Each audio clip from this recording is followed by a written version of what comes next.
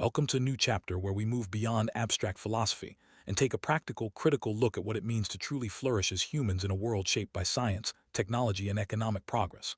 In the last lesson, we explored thinkers like Heidegger and their reflections on technology. Now we ask, are our current measures of progress, endless economic growth and rising consumption, really leading us toward a good life? Or are they harming the planet and leaving many people behind? This lesson challenges you to rethink what development and success should mean in our modern world. For decades, the dominant belief has been that development means more stuff, more money, and more buying. But is this really progress? Anthropologist Jason Hickel introduces a radical rethink, the idea of de-development. Hickel argues that rich countries have gone too far, consuming far more than the planet can sustain, while many others still struggle. True progress, he suggests, might mean scaling back in wealthy places so everyone can live well, without destroying our shared environment. This idea invites us to look at science and technology not just as engines of growth, but as tools that must be used wisely. Science and technology have been at the heart of economic growth. They bring us new products, faster production, and more convenience. But there's a catch. These advances also drive ecological crises. Factories, cars, and gadgets all require resources and energy, pushing the planet beyond its limits. Climate change, resource depletion, and pollution are all side effects of unchecked technological progress. So we have to ask, does this path really support human flourishing? Or are we sacrificing our future for short-term gains? At the end of this lesson, you'll be able to critique the idea that science and technology-driven growth always leads to better lives. You'll understand Jason Hickel's paradigm of de-development and be able to explain how it challenges traditional ideas about growth and consumption. Most importantly, you'll be equipped to think critically about global inequality, sustainability, and what it really takes to achieve the good life for everyone. Traditionally, progress is measured by economic growth, rising GDP, and how much people consume. More cars, bigger houses, and endless shopping are seen as signs of success. But this approach has a major flaw. It ignores the limits of our planet.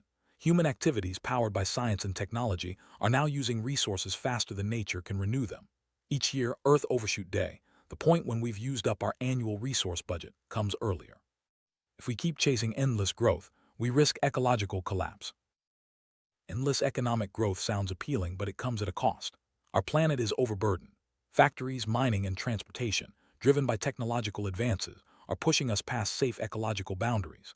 We're using up resources at a rate that's unsustainable, leading to climate disasters, loss of biodiversity, and even the risk of resource wars. The lesson urges us to rethink what we value and how we define a good life, especially in the face of these growing crises. Jason Hickel, an anthropologist, suggests a bold solution: de-development for rich countries. Instead of pushing poor countries to catch up by consuming more, he argues that wealthy nations should intentionally reduce their consumption and resource use. This isn't about making life worse. It's about finding a sustainable balance so everyone can thrive. De-development means scaling back where we've gone too far, freeing up resources, and protecting the environment for future generations. De-development is the idea of intentionally reducing excessive consumption and resource use in wealthy countries to fit within the planet's limits. It's not about poverty or deprivation. Instead, it's about catching down to a level of development that's efficient and sustainable, so poorer countries can improve their living standards without copying destructive models. Hickel's approach flips the traditional script. Instead of everyone trying to live like Americans or Europeans, we aim for a fair, sustainable standard for all. The traditional model of development pushes poor countries to catch up with rich ones by growing their economies. The assumption is that more production, more consumption, and more technology will solve poverty and create better lives for everyone. But this model ignores the fact that the planet simply can't support everyone living at Western levels of consumption. Rich nations use far more resources per person than what's sustainable, while the global environment suffers. Let's look at the numbers. Rich nations use between 4 and 8 global hectares per person, a measure of their resource footprint. But a sustainable level is about 1.8 hectares, similar to countries like Ghana or Guatemala. If everyone lived like people in the US or Europe, we'd need several planets to keep up. This stark reality shows that the traditional growth model is not only unfair, but also impossible to sustain in the long run. Since 1980, the global economy has grown by 380%. Yet, the number of people living on less than $5 a day has increased by over 1.1 billion. The promise that growth would trickle down and solve poverty hasn't materialized. Instead, inequality has deepened, and the environment has suffered. This challenges the core assumption that more growth automatically means better lives for all. It's easy to blame poor countries for environmental problems, but the real crisis is caused by overconsumption in rich countries. The lesson makes it clear. The ecological damage we see today is not the fault of those with the least, but those with the most. De-development calls for those who have taken more than their fair share to scale back, so others can have a chance at a decent life. De-development flips the traditional story. Instead of poor countries racing to catch up, rich countries are asked to scale back. This means less waste, less unnecessary production, and a focus on freeing up resources for genuine progress elsewhere. It's a call for justice and balance, not sacrifice. By reducing excess, we can help create a world where everyone has enough and the environment is protected. De-development is closely linked to the idea of degrowth, but it's framed in a positive way. It's not just about having less, it's about reaching a higher level of consciousness and understanding. Hickel emphasizes that this isn't about giving things up, but about making smarter choices for ourselves and the planet. It's a shift from quantity to quality, from endless accumulation to meaningful well-being. Cuba offers a powerful example of what appropriate development can look like. Despite a GDP per capita of only about $6,000, Cuba boasts a life expectancy of around 79 years, on par with the United States, and high literacy rates. Its resource consumption is also sustainable, at about 1.9 global hectares per person. This shows that it's possible to have long, healthy lives without massive wealth or excessive consumption. Costa Rica is another example of a society that thrives without extreme wealth. It ranks high in happiness and life expectancy, yet its per capita income is only about one-fourth that of the United States. Costa Rica's focus on public goods, environmental protection, and well-being demonstrates that a good life doesn't require endless economic growth. Instead, it's about meeting everyone's needs in a sustainable way. What would de-development look like in practice? Hickel and others propose several ideas: shorter work weeks, universal basic income, banning excessive advertising, and investing in public goods like healthcare and education. The goal is to reorient society toward well-being and sustainability, rather than endless consumption. These proposals draw inspiration from concepts like buen vivir in Latin America and Aristotelian eudaimonia, the idea of living a full, meaningful life. The idea of de-development is inspired by philosophies like buen vivir, a Latin American concept that values harmony with nature and community well-being, and Aristotelian eudaimonia, which emphasizes living a full, meaningful life. These ideas remind us that true progress isn't just about material wealth, but about flourishing together within the limits of our planet. The traditional model of growth is simple: more is better. Economic success is measured by how much a country produces and consumes. Science and technology are seen as the engines that drive this growth, bringing us more products, more convenience, and more wealth. But this model assumes that everyone can and should reach Western levels of consumption, ignoring the planet's limits and the growing inequality it creates.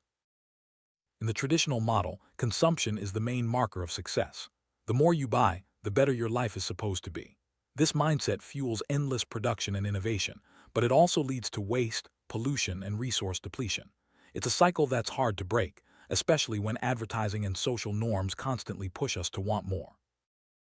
A key belief in the traditional model is that growth will eventually solve poverty through trickle-down effects. The idea is that as economies expand, wealth will reach everyone. But as we've seen, this hasn't happened. Instead, the gap between rich and poor has widened, and the environment has paid the price. It's time to question whether this assumption really holds up. Science and technology are often celebrated as the main drivers of economic growth. They bring us new inventions, faster production, and greater efficiency. But they also accelerate resource extraction and environmental damage. The challenge is to harness these tools for genuine well-being, not just for more consumption. Hickel's de-development model takes a different approach. Growth isn't always good, especially when it's unsustainable or unnecessary for human flourishing. Instead of maximizing consumption, the focus shifts to meeting everyone's basic needs without exceeding planetary boundaries. This means scaling down non-essential production in rich countries, while allowing poorer countries to develop selectively and sustainably. De-development is about needs-based flourishing. It's not about having less for the sake of it, but about ensuring that everyone has enough food, health, education, without pushing the planet past its limits. This approach values quality over quantity and recognizes that true well-being comes from meeting real needs, not from endless accumulation. In Hickel's model, rich countries de-develop by scaling down non-essential production, while poor countries develop selectively, building what's truly needed for decent lives. This creates space for everyone to flourish without overshooting planetary boundaries. It's a more balanced, just, and sustainable way forward. Traditional growth models often ignore ecological limits and inequality. Even so-called green growth can hide continued extraction and exploitation, especially through globalization. De-development calls for a deeper transformation, one that addresses both environmental and social justice, rather than just tweaking the old system. In summary, the traditional model is all about quantity, more production, more consumption, more growth. De-development, on the other hand, is about quality, ensuring that everyone has enough and that we live within the planet's means. It's a shift from more to enough, from competition to cooperation, and from short-term gains to long-term well-being. Human flourishing isn't guaranteed by technological or scientific progress alone. If our advances lead to planetary overshoot and persistent poverty, we have to question whether we're truly making progress. The lesson reminds us that flourishing means living full, meaningful, and healthy lives, something that can't be measured by GDP alone. Hickel's de-development model is ultimately about justice. It challenges the myth that more growth always means better lives and calls for rich nations to reduce their excess so others can live decently. This isn't about being anti-progress. It's about redefining progress to include equity, well-being, and ecological balance. Technology reveals many truths about our world, including the environmental damage we're causing, but it also gives us the tools to change course. The key question is whether we're using technology to serve true human good or just to fuel more consumption and growth. This lesson invites you to think critically about the role of technology in shaping our future. As we look ahead, it's essential to develop the skills to question dominant narratives about growth, consumption, and progress. By thinking critically, we can imagine new ways of organizing society that prioritize well-being, justice, and sustainability. The lesson encourages you to be part of this conversation and to challenge assumptions that no longer serve us. Global inequality is a central issue in the debate over development. While some countries enjoy high standards of living, others struggle to meet basic needs. De-development offers a way to address this imbalance by encouraging those with the most to share resources and opportunities, creating a fairer world for everyone. Sustainability is at the heart of de-development. It's about living within the planet's means, respecting ecological boundaries, and ensuring that future generations can thrive. This requires a shift in mindset, from seeing the Earth as an endless resource to recognizing its limits and our responsibility to care for it. Success doesn't have to mean endless accumulation. Instead, it can mean living well, caring for others, and protecting the environment. De-development asks us to redefine what it means to succeed, not by how much we have, but by how well we live together on a shared planet. Investing in public goods like healthcare, education, and clean environments is a key part of de-development. These investments improve quality of life for everyone, not just those who can afford it. By focusing on well-being rather than consumption, societies can become healthier, happier, and more resilient. One practical proposal for de-development is to shorten the work week. This can reduce stress, lower resource use, and give people more time for family, community, and creativity.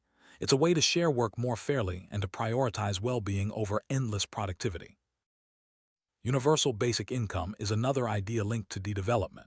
By providing everyone with a basic financial foundation, societies can reduce poverty, support well-being, and give people more freedom to pursue meaningful activities. It's a step toward a more just and secure future. Advertising often drives overconsumption by convincing us we need more than we really do. Banning or limiting excessive advertising is one way to help people focus on what truly matters, reducing waste and promoting healthier, more sustainable lifestyles. At its core, de-development is about shifting our focus from material accumulation to well-being. This means valuing health, relationships, creativity, and community over endless consumption. It's a vision for a society where everyone can thrive, not just a privileged few. Planetary boundaries are the ecological limits within which humanity can safely operate. De-development is about respecting these boundaries, ensuring that our activities don't push the Earth beyond its capacity to support life. This requires careful management of resources and a commitment to sustainability. Progress doesn't have to mean more consumption or higher GDP. It can mean better health, stronger communities, and a cleaner environment. De-development asks us to redefine progress in ways that are inclusive, just, and sustainable for all. Countries like Ghana, Guatemala, Cuba, and Costa Rica show that it's possible to achieve high well-being with modest consumption. Their experiences challenge the idea that Western-style development is the only path to a good life. Instead, they offer alternative models that prioritize sustainability and community. Ecological balance is essential for long-term human flourishing. De-development is about restoring this balance by reducing excess and sharing resources more fairly. It's a vision for a world where people and nature can thrive together. The good life isn't about having the most, but about living well with others and within the limits of our planet. De-development invites us to imagine new ways of flourishing, where justice, sustainability, and well-being are at the center of our goals. It's a call to rethink what really matters and to build a future that works for everyone.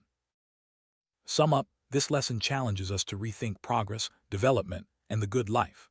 Jason Hickel's concept of de-development offers a powerful critique of the traditional growth model, urging us to prioritize justice, sustainability, and true well-being. As we move forward, let's remember that real progress means creating a world where everyone can flourish without exceeding the limits of our planet.